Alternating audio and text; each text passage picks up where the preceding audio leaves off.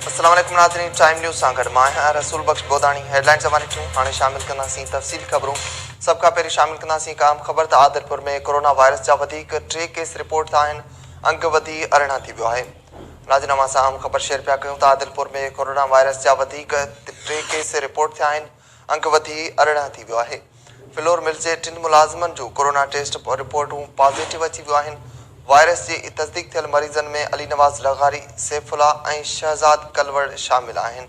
DHO जो चवणु आहे त वधीक 3 मरीज़नि जी तस्दीक बाद मुतासिरनि जो अंक 18 थी वियो आहे।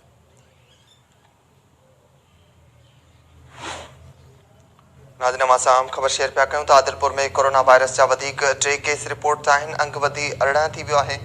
फ्लोर मिल जे 3 मुलाज़िमनि जूं कोरोना टेस्ट रिपोर्टूं पॉज़िटिव अची वियूं आहिनि।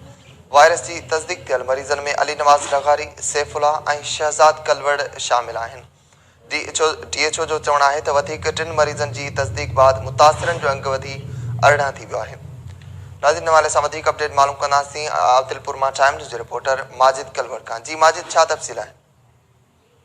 जी दा बिल्कुल आदलपुर में PPMPA सूबाई वज़ीर जाम विक्रमला दर्जे जे बा SSP जाम विक्रम ज़फ़रुल्लाह खान दर्जे जी जाम फ्लोर मिल जे 14 मुलाज़िमनि मां 3 मुलाज़िमनि जी कोरोना रिपोर्ट पॉज़िटिव थी आहे, जंहिंखां पोइ मरीज़नि जो अंगो 18 थी वियो आहे। ॾींहों ॾींहों आदलपुर में कोरोना वायरस जी पकोड़ तेज़ी सां जारी आहे।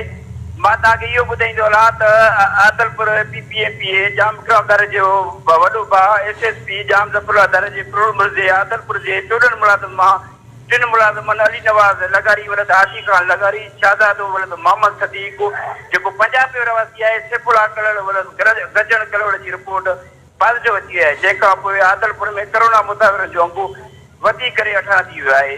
जी दा माजिद अली, अपडेट करण लाइ महिरबानी।